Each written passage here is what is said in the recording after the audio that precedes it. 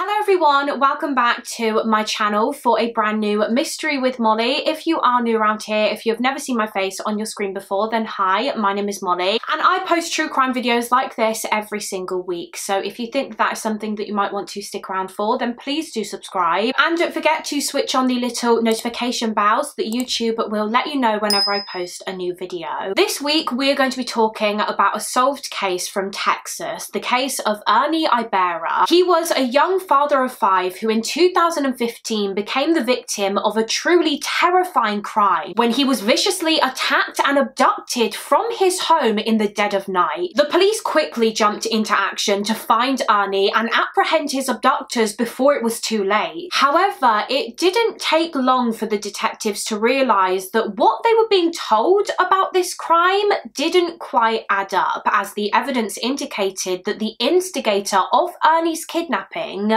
was someone much closer to home. Someone who had tried to portray themselves as an innocent victim in the case. This is the story of how a wannabe YouTuber went to the most extreme and deadly lengths for fame. Fame was their motive for committing the heinous murder of Ernie Ibarra. So let's delve into the case. But just before we continue, please listen carefully to the following. This video contains heavy themes such as allegations of domestic abuse and violence. Viewer discretion is advised. So for this week's case, we are going back more than 9 years ago now to early 2015 in Mount Pleasant, which is an area located in the city of Titus County in the state of Texas in the US. And this is Ernie Ibarra. He was a 29-year-old man who lived in Mount Pleasant. Ernest Ibarra was born on the 25th of December 1985, so on Christmas Day. His mother was named Rhonda and his father was also called Ernest. He was named after his father, so he was Ernie Jr. Sources state that Ernie was one of 4 siblings. He had a brother named Jimmy and 2 sisters named Tiffany and Abigail, and it would appear as though growing up he had a pretty normal, happy childhood. His mother Rhonda said that Ernie was a very helpful child, the kind of kid that would always be willing to help others in any way that he could, and he would never expect anything in return. He was very, very selfless. She said that Ernie really just adopted the best traits from both his mother and his father, with his mum Rhonda saying, quote, "He was the best of both of us." Ernie was a very intelligent child. He always did really well in school. He was very much a bookworm. He just adored reading. He would read books all the time, and when I say all the time, I mean all the time. At one point when he was a kid, his mum actually grounded him from reading because she found out that at night he wouldn't really go to sleep. He would be up for hours and hours and hours reading his books, and so the next day when he would have to go to school, he would obviously be so tired and he would fall asleep during his classes. So Rhonda had to put her son on a bit of a book ban for a while, but yeah, reading was just his passion. As was computers. As he got older, he also developed an interest in computers too. He was just really interested in how they operated and how they were put together, and so when he eventually went off to college,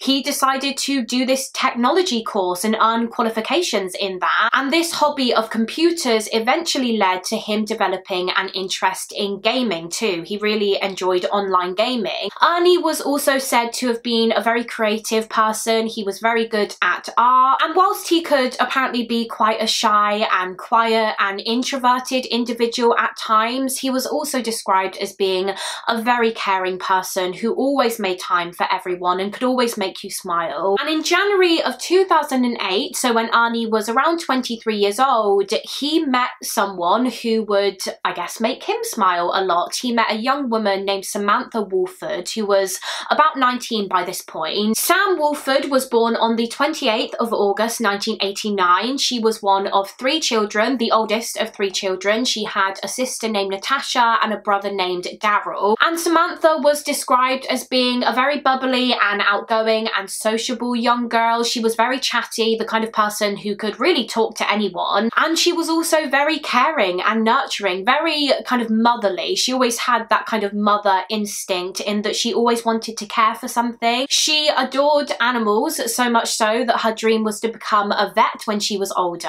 However, she quickly decided against that when she learned that part of that job of being a vet is having to put animals down sometimes, having trying to put them to sleep, and she just didn't want to have to do that. But her other dream, Samantha's ultimate goal in life, was simply to be a mum. She always knew that she wanted to have kids, and that dream came true for her when she was still very young. When she was around 18, Samantha fell pregnant with her high school boyfriend. He was her high school sweetheart, and yeah, she eventually gave birth to their twins. I think she had a little boy and a little girl, and while she was of course so happy and so over the moon with her two babies, it was after she gave birth when cracks started to appear in her relationship with her kid's father. Sources state that he apparently decided that he just didn't want to be a dad, and so the relationship broke down. He left, and now Samantha was a single mum, a very, very young single mum, and of course it was hard for her, hard to provide for her kids at times. But things took a positive turn for Samantha when she eventually met Ernie Ibarra in early 2008. Now, according to a couple of articles, Ernie and Samantha technically met online. They got chatting on Facebook until eventually they agreed to meet in person. They met in a tattoo shop in January of 2008, and they just really hit it off. Samantha really liked Ernie. She thought that he was quite cool and mysterious, and Ernie liked Samantha.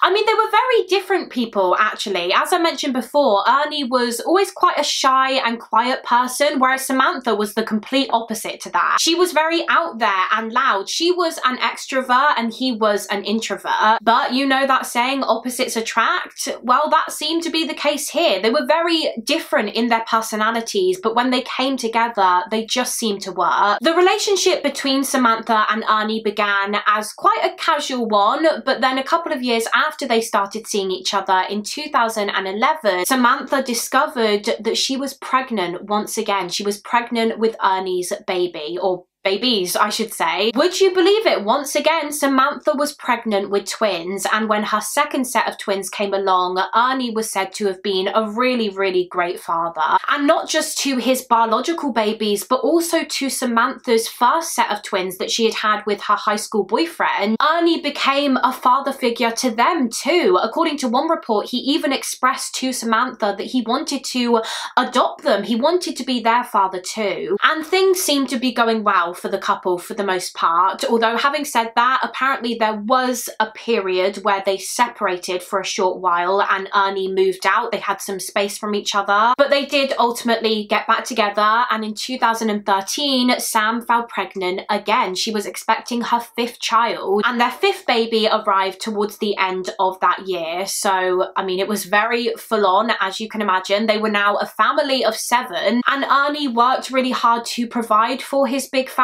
He worked 2 jobs. He had one job working for a pizza restaurant called Little Caesars, and he had another job working at this place called D-Bat, which was a company that made and sold baseball bats. Samantha, on the other hand, didn't work. She, I guess, was a stay-at-home mum, but something that she had started doing, which she hoped would earn her a bit of money, was YouTube. She started her own YouTube channel called Simply Manic, and she would post a range of different videos on her channel. She would post weekly vlogs and makeup tutorials. She would post videos about pregnancy and her life as a mum, often giving advice to other mothers. Hey guys, so I've been watching a lot of YouTube videos and a lot of different things, and I see a lot of women, I guess not women, teenagers, a lot of teenagers are wanting a baby and like actually talk about it on their YouTube channels and stuff. And I just wanted to post this video for all those women who think that having a child as a teen would be something smart to do. For starters, you do not have a life anymore after you have a baby. You become mom, you lose your identity. You're not a person anymore. It's really hard to retain being a person and being mom. Secondly, your body goes to hell. You're not this tiny cute little thing anymore. Your boobs are weird. You get stretch marks, and if you don't get stretch marks, you're lucky, but your body still is not what it was before. It's different. It's heavy. You're heavier in places that you weren't before. There's a lot of differences. Most of your friends don't want to hang out with you anymore because you have a kid and you can't just drop everything and run at any given moment that they ask you to. So you lose a lot of friends over it. If you're a teenager, 90% of the time the dad's not going to be there. He's going to leave. contrary to what you think, he's not just going to hang around to be a dad. Most teenage boys do not want to be a father.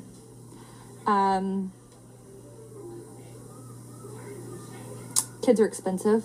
And yeah, she hoped that her channel would get to the point where she could earn some income from it. So she was working hard at it. She was posting as often as she could, and occasionally Ernie would be in her videos. The year following the birth of their 5th child, Ernie and Samantha decided to tie the knot. They got married and became husband and wife. So they seemed happy and content with each other. I mean, I can imagine that things could be very chaotic in their home at times, being a family of 7, as someone who also came from a family of 7, but they seemed to make it work. Things seemed good, or at least that was until one terrifying evening in early 2015 when Samantha's husband, 29-year-old Ernie Ibarra, was attacked and abducted just randomly in the middle of the night. It was the early hours of the morning on the 20th of February 2015 when Samantha Wolford's mother, Rosie, received a call from her eldest daughter, Sam, as she was on a night out with her other daughter, Sam's sister, Natasha. Rosie and Natasha were on this night out having fun when all of a sudden, just after 2 a.m,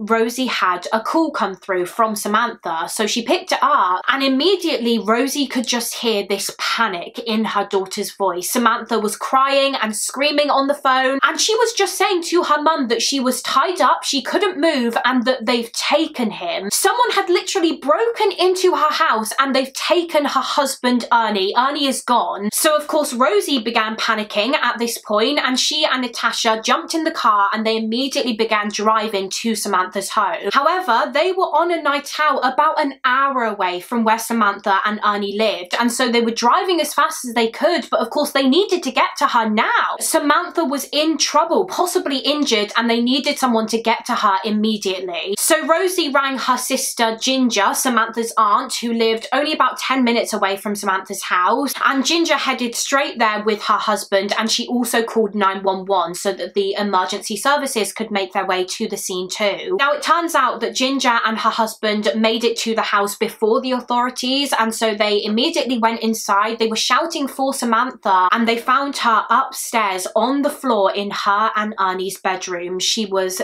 bound, she'd been tied up, her ankles had been tied together, her hands had been tied behind her back, she'd been gagged, and she was just a wreck. She was sobbing. She was just in this state of pure panic. So Ginger and her husband untied Samantha, and shortly after this, the police arrived at the scene. They began asking Samantha what had happened. They, of course, checked her for any injuries. Thankfully, she wasn't injured physically, and neither were her children, thank God. They were actually sleeping upstairs at the time that this all happened, and luckily they stayed asleep, so they didn't hear or witness anything. The police took an initial look around the house, and they found clear signs that a violent struggle had taken place inside. So for starters, the glass window pane to the front door was shattered, and there was glass all over the floor. The police noticed like a clump of hair on the floor too. Upstairs, they found some blood on the wall, and the wall was damaged where someone had very clearly been like pushed into it or pushed up against it. Yeah, as I said, the state of the house indicated that a violent attack had taken place here. An attack on Ernie, who was missing and who Samantha claimed had been kidnapped. So the police knew that they needed to work fast here in order to find Ernie Ibarra, and hopefully alive. They desperately hoped that they would be able to find him before his kidnappers did anything more sinister to him,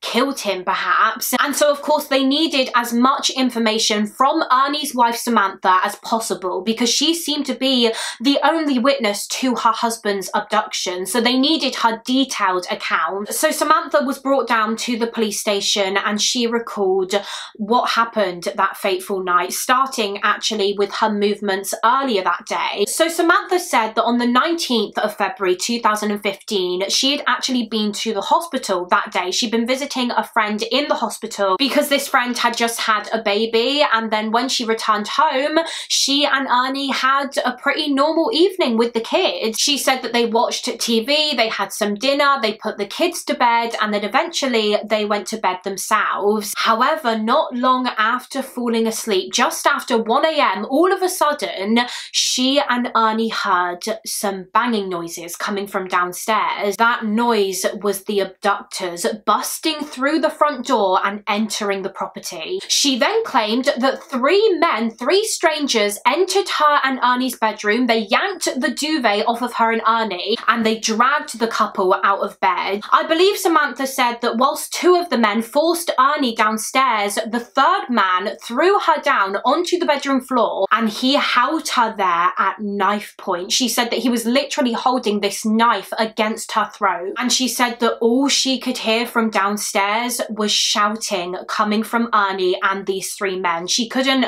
make out what they were saying, she could just hear them yelling, and she could also hear the sound of them hitting her husband, beating him. Following this, the man who was holding Samantha at knife point also dragged her downstairs, and she said that the 3 men forced her again on the ground right in front of Ernie. They forced him to look at his wife, and Samantha said that it almost seemed like they were doing that to taunt Ernie and to ridicule him in front of his partner. They continued beating him in front of Sam. She said that they had a gun and they were using that to beat him. They were hitting him over the head with it, and Ernie was trying to defend himself and fight back, but it quickly got to the point where he was so badly beaten that he just didn't have the strength or the energy in him anymore to fight. But as well as beating him, Sam said that one of the men also cut a chunk of his hair off and just dumped it on the floor, and that was the clump of hair that the police later observed at the scene. The men then said to Samantha words to the effect of,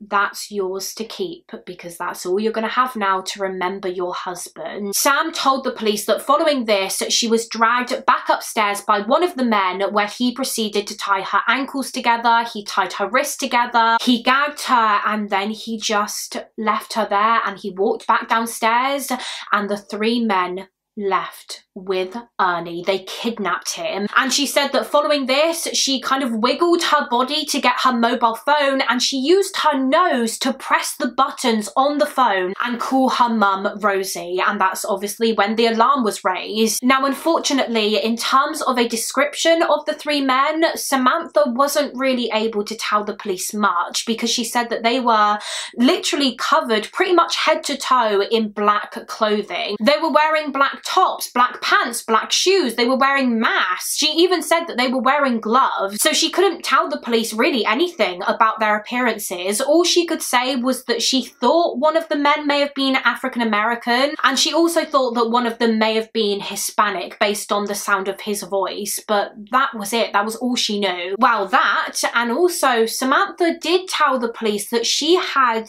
an inkling that Ernie's father, Ernest Ibarra Sr., may have had something to do with her husband's kidnapping. I mean, she didn't think that Ernie had literally abducted his own son, but she thought that the motive that these 3 guys may have had for abducting Ernie had something to do with his dad, because apparently Ernest Sr. had been involved with criminal activity before. He'd been in trouble with the law. I think he'd been involved with drugs previously, so perhaps that could have had something to do with his son's kidnapping. Maybe Ernie Sr. owed someone in the drug scene some money, or he'd done something to anger someone else in that scene, and they decided to take revenge on him by attacking his child. And Samantha did say that when the 3 men were in the house that night, just before they left with Ernie, one of them did mention his dad, and they said something along the lines of, "Come on, we're going to his father's house." So as soon as she told the detectives this, officers were dispatched straight to the home of Ernest Ibarra Sr. However, when they arrived, there was no sign of his son or the 3 men, and there was also no signs of a struggle or anything, so it didn't seem like they had gone there. And also, I think the police quickly came to the conclusion that what happened to Ernie probably didn't have anything to do with his dad anyway, because yes, his dad did have a history of being involved in criminal activity and the drug scene, but it was just that. It was history. It was in his past past. He'd been on the straight and narrow for quite some time now. He'd been keeping away from that kind of thing. So there just didn't seem to be any reason that anyone would have had for wanting to take revenge on him by kidnapping his son. Also, as part of their search efforts to locate Ernie, the police started trying to track his cell phone because his cell phone wasn't in the house. So it seemed as though the kidnappers had stolen it. They'd taken it with them, and they were able to determine that the phone had pinged off of a cell tower in Pittsburgh in Texas, which was only about 20 minutes away from where Samantha and Ernie lived. So this obviously indicated that Ernie was taken to Pittsburgh by his abductors. So the police went straight to this location in Pittsburgh where the phone had pinged, but there was nothing.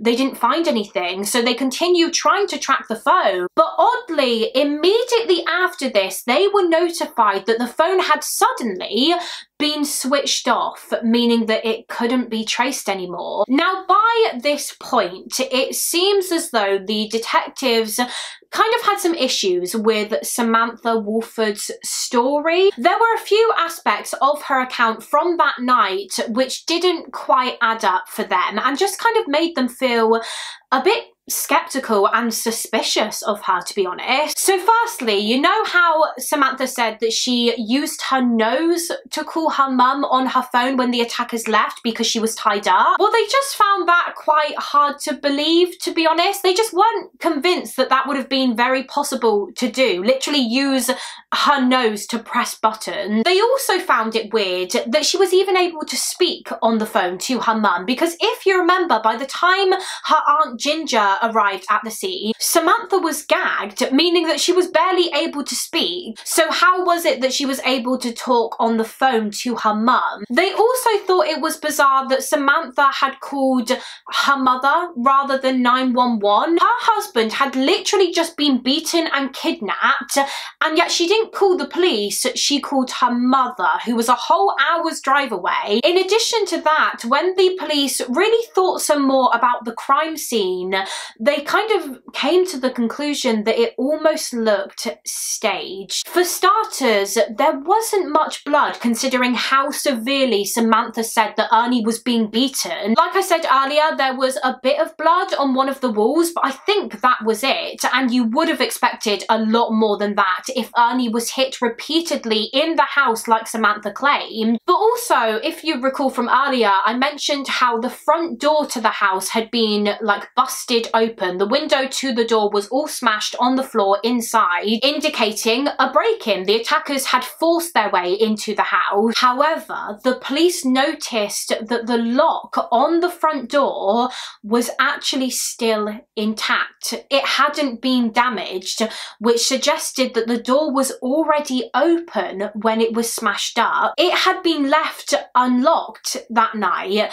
so why would the attackers have still gone through the effort of destroying the door and breaking the glass when they didn't need to? Was it because they wanted to stage the scene and make it look as though this was a break-in when it wasn't? Was this a cover-up attempt? But something else that the police thought was just really strange about Samantha's story was that they noticed as they were interviewing her about that night, she kept making comments about how she and Ernie effectively had the perfect relationship, about how they never argued, about how much she loved him, how he was such a good father and husband. She was just really almost desperately trying to make out like they had no issues or problems between them at all, no problems in their relationship, which the police already knew was a lie, because a quick look into Ernie's records showed them that just the year before this case took place, in mid-2014, Samantha had actually reported Ernie to the police for domestic abuse. She called them saying that Ernie had hit her with a box, or he'd thrown this box at her. Now, according to Ernie's family, the box that he threw at her was a cardboard box, so it didn't, you know, really hurt her. I'm sure it wasn't very nice at all, but it wasn't like it caused any injuries or bruises, but Samantha still decided to report this to the police. So the detectives just thought that it was really odd that during her interview, again, she was trying to make out like she and Ernie had the perfect marriage, marriage, when clearly they didn't. But then why was she desperately trying to portray that they did?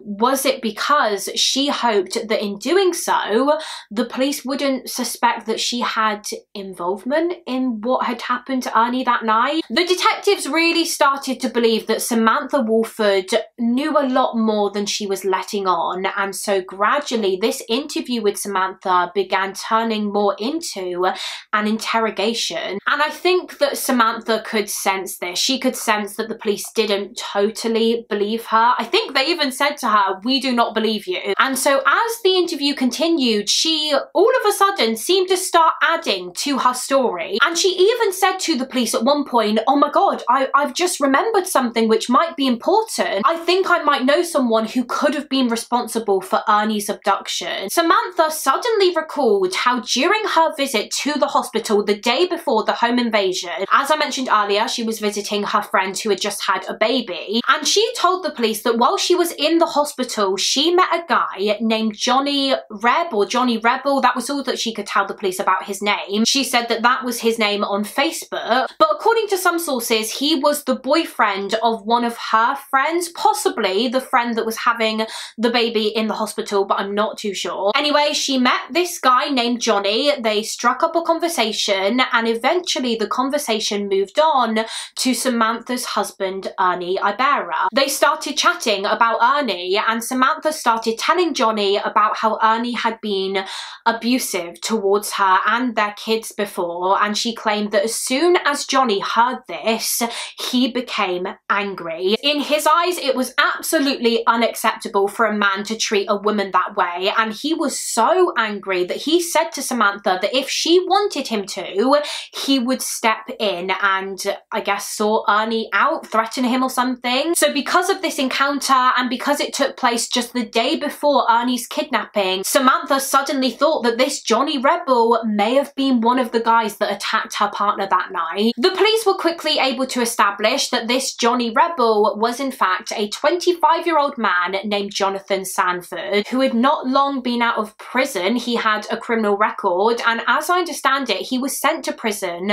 for molesting his younger cousin. And the police were quickly able to track him down and arrest him. They actually arrested him and another guy at the hospital where they were again visiting that friend who had had a baby. Both Jonathan and this other man that he was with actually tried to make a run for it as soon as they saw the police at the hospital, which of course appeared incredibly suspicious, and luckily the police were able to catch them, and as I said, they were both arrested. Jonathan Sanford was arrested, and so was his friend, 26-year-old Jose Ponce, who according to reports was also actually Jonathan's brother-in-law. Following their arrest, they were taken to the police station to be interviewed, and would you believe it, Jonathan actually admitted to this crime pretty much straight away. Once he was caught, it was like he didn't care. He was very cooperative with the police, and he admitted that, yeah, he had abducted Ernie Ibarra that night. Jonathan Sanford's version of events is as follows. So Jonathan basically reiterated what Samantha had said, and he admitted that he did become very angry when she told him at the hospital about Ernie being abusive. He was so angry, in fact, that he decided that he couldn't just not do anything.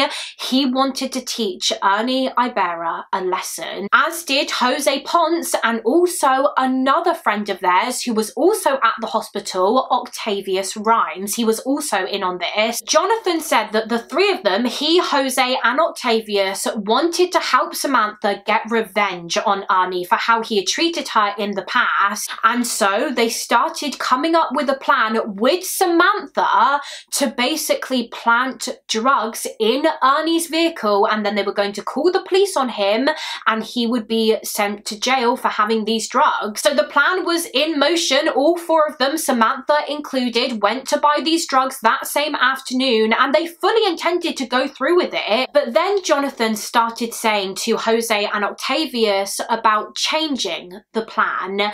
He basically said to them, instead of planting these drugs on Ernie, why don't we just beat him up and kill him? And Jonathan Sanford told the police that Samantha was fully aware of this change of plan. He said to her about murdering Ernie instead, and when she asked Jonathan if he was serious, Jonathan said to her something along the lines of, look, if you want him out of your life and out of the picture for good, then all you have to do is leave your front door unlocked tonight, and we'll take that as our go ahead to come in, kidnap Ernie and kill him. But if you leave it locked, we'll understand that to mean that you just want us to plant the drugs in his vehicle outside. And what did Samantha Woolford do?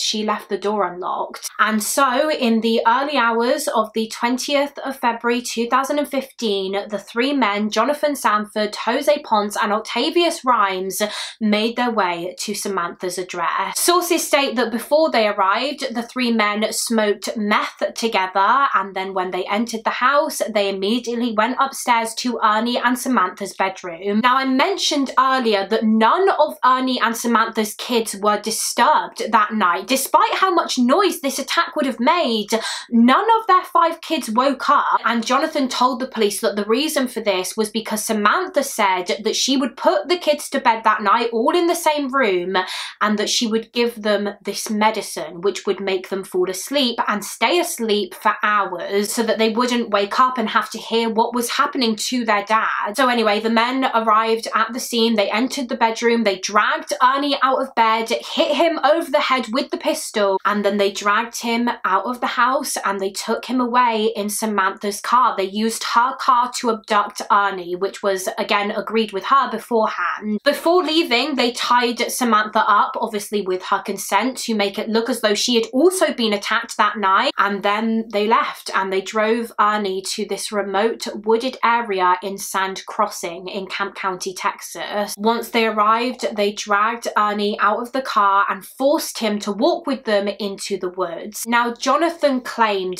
that initially the three men had all agreed that he would be the one to actually kill Ernie. He was going to murder him by shooting him in the head with the gun that they had. However, Jonathan said that once they were in the woods, he changed his mind and decided that instead of shooting Ernie, he wanted to stab him in the neck. He wanted to slit his throat. But before he even had a chance to do that, Jonathan said that Jose Ponce took matters into his own hands and proceeded to kill Ernie instead. Jonathan said that at one point, whilst they were walking through the woods, Ernie stumbled over a briar patch and he fell to the ground. And he said that as he reached down to pull Ernie back to his feet, that was when, without any warning, Jose Ponce raised the gun and he shot 29-year-old Ernie Ibarra in the back of the head.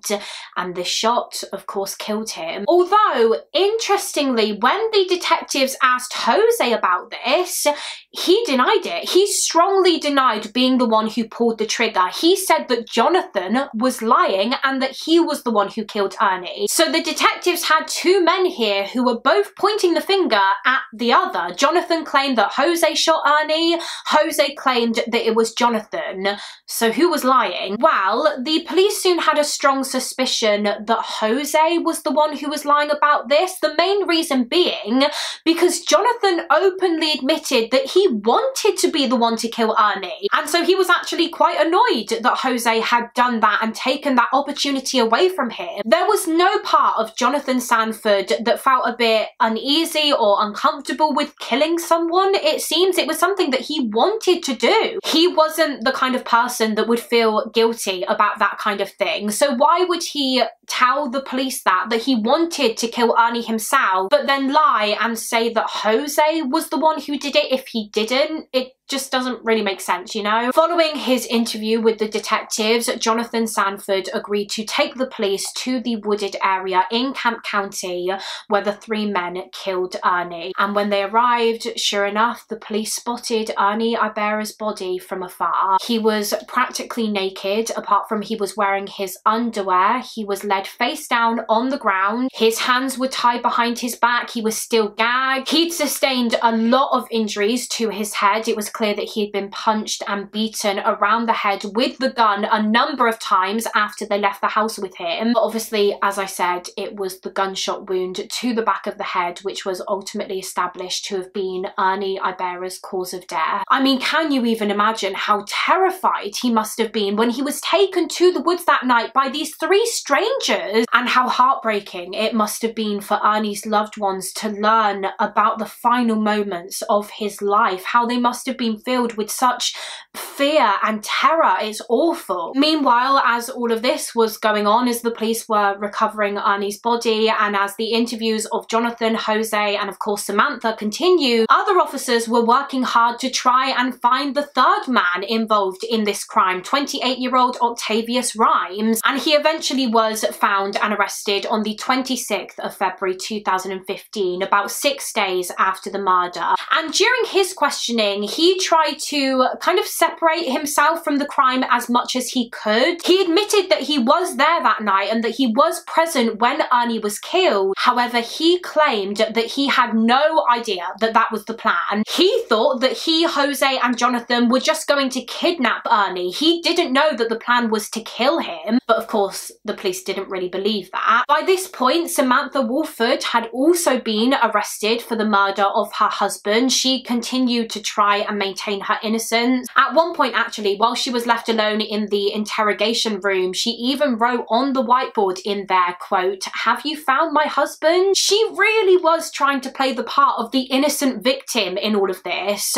but the police soon obtained further evidence to prove that she wasn't. Do you remember earlier we discussed how one of the first things that the police did as soon as the investigation began was try to track Ernie's phone, and they were able to track it to an area in Pittsburgh before the phone was suddenly switched off? Well, after they got that first ping, the detectives immediately asked Samantha if she or Ernie knew anyone in Pittsburgh, because they had reason to believe that that's where Ernie may have been taken because of his phone records. She said that she didn't know anyone in Pittsburgh, and immediately after this conversation, Samantha asked the detectives if she could quickly use her cell phone to call and message her mother, and the detective said, yeah, of course. But when the detectives checked Samantha's phone records, they discovered that she hadn't done that. She didn't message her mum. Instead, she had actually sent a text message to Octavius Rhymes ordering him and Jonathan and Jose to get rid of Ernie's phone, because obviously she had just been told that the police had been tracking it. Her text messages read, quote, "Kill Day's phone, shut that shit down." Apparently Day was short for Dagon, which was a nickname that Ernie would go by sometimes. Another message that she sent to Octavius read, "Ditch phone, move." Why would she be telling the men to get rid of Ernie's phone if she had nothing to do with what happened to Ernie that night? She was acting like this distraught wife who was so desperate for the police to find her husband, and yet all the while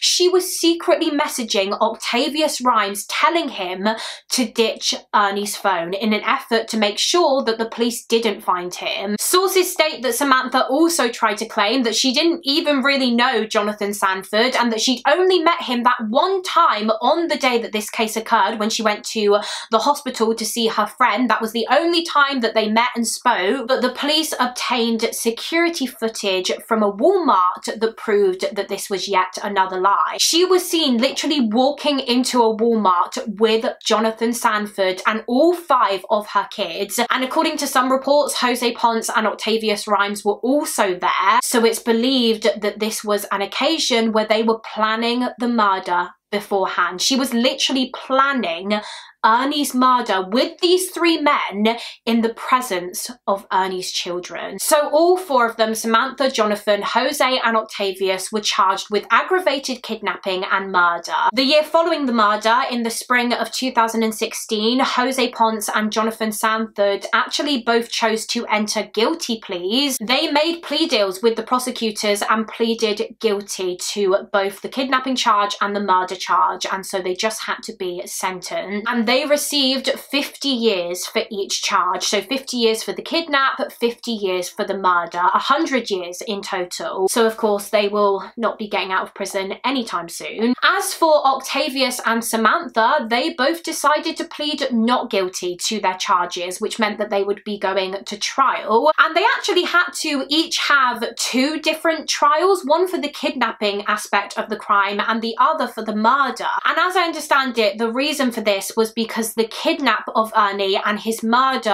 obviously took place in 2 different locations under separate jurisdictions. He was abducted at his home in Mount Pleasant, and so they each had to have a trial there for the kidnapping charge, and he was murdered in Camp County, so they had to have a trial there too. So let's discuss Octavius's court proceedings first. He went to trial for the kidnapping charge in the summer of 2016, and he was found guilty of that and sentenced to 23 years in prison. And later that same year in December, his murder trial began, and once again he was convicted and he received a sentence of 75 years in prison. Samantha Woolford went to trial in 2017, and she once again maintained her innocence, and her defense team tried to claim during her trials that she had taken an Ambien sleeping tablet on the night of the murder, and therefore she couldn't remember anything that happened that night. She said that she didn't recall sending the text messages to Octavius, and she basically tried to claim that it was all just a big blur for her, which of course the prosecution were not buying at all, and they had the evidence to prove it, in addition to all of the evidence that we've already discussed, like the fact that the scene was staged and the text messages and the Walmart security footage. They also had Jonathan Sanford himself testify as a witness during the trial. He of course testified that Samantha was in on the whole thing, that she was effectively part of the mastermind behind the whole plan. And in fact, something that he told the court during her trial was that as the group were planning the murder, he recalled Samantha telling the men how good of an actress she was and how she knew that she would be able to fool the police because of her amazing acting skills. She effectively said to them, you do your part, you carry out this crime, and I'll worry about the police, I'll handle them. She really thought that she was smarter than the law, smarter than experienced homicide detectives. She really believed that she would be able to deceive them, but she couldn't. The evidence against her was just overwhelming. However, something that did kind of remain unclear to people was Samantha's motive. Why did she do this? Why did she want her husband dead? Well, we know that Samantha claimed that Ernie was an abusive husband, that he had been abusive and violent towards her before. However, it appears as though a lot of people who knew the couple strongly refuted this and claimed that there was no truth in Samantha's abuse allegations. Many people believe that this was just an attempt by her to get attention. She was the kind of person that craved attention, and so they believed that Ernie never physically abused her as she claimed. But the relationship between them was very much on the rocks in the lead up to Ernie's murder. They would argue often about various things such as Ernie's gaming habits. Apparently Samantha would get really angry at Ernie because all he would really do when he was home alone was play on his computer games. She would tell people that as soon as he got home from work, he would go straight on his games, and this infuriated her. And she would actually speak about this on her YouTube channel. She would air their dirty laundry on her YouTube. She would vent about her relationship with Ernie to these strangers online, which of course Ernie hated, understandably. He would be angry at Samantha for talking about their private marital issues on a very, very public platform. So this caused a lot of tension between them. Ernie was a very private person. He didn't want to be all over social media, but Samantha just didn't respect that at all. She would constantly push this boundary that he had to not share details of their personal life online. I think there was also a lot of tension between them over the fact that, you know, Ernie was busy working 2 jobs to provide for their family, and Samantha was just at home all day making videos for YouTube, which wasn't at a point where it was bringing in any money for the the family. She just became so obsessed with making videos that, according to Ernie's sister, Samantha stopped paying much attention to her children. It was almost like they came secondary now to her YouTube channel. Samantha was desperate for her channel to really take off and go somewhere. She wanted hundreds of thousands, if not millions of followers, but that just wasn't happening. If you take a look at her channel now, her videos do have thousands of views, but they only gained that attraction after this case took place, as you would expect. When news spread of this horrific murder and Samantha's role in it, of course people were intrigued and they wanted to watch her videos, but when she posted them prior to Ernie's murder, they just weren't getting much attention or clicks at all, which she hated because she wanted fame. She wanted to be a famous YouTuber. And so the prosecution actually alleged during her trials that her motive for organising and planning Ernie's murder centred around this. They believed that Samantha believed that the news coverage that Ernie's murder would get would almost catapult her into the spotlight and get her the attention and viewers on YouTube that she so desperately wanted, because everyone would feel sorry for her and they'd want to show their love and support to this poor young widow and mother of 5 who now had to raise her kids on her own because of this awful thing that had happened to her husband. She believed that this case would make her a YouTube star. Her main motive was fame, which is just crazy. One of the most insane motives that I've ever come across whilst researching a true crime case. Samantha Woolford was ultimately found guilty of both aggravated kidnapping and murder, and she received a sentence of 50 years for the kidnapping charge and 99 years for the murder charge. So of course it's extremely unlikely that she will ever get out of prison. She will die behind bars, as will Jonathan Sanford, Jose Ponce and Octavius Rhymes most likely too. I can't see any of those 3 being released anytime soon either. And that is it for this case. That concludes the case of Ernie Ibarra. A real roller coaster of a case, I feel, and genuinely one of the most twisted cases that I've ever come across. Like I said, the motive, Samantha's motive for committing this crime, for planning the murder of her husband, is just wild. And how she ever thought she was going to get away with this is just beyond me. But yeah, that is it for this case. As always, please do let me know your thoughts and opinions on the case down below in the comments. I really want to hear what you guys have to say. And also feel free to let me know of any other cases that you would like to see me cover on this channel. They can be solved cases, unsolved cases, serial killer cases, you name it. Again, you can pop them in the comments below, or alternatively, I do have a case request form linked in the description box too. Thank you all so much for watching. Please do give this video a thumbs up and subscribe if you haven't already, and I will see you again next week for another mystery with Mollie. Bye.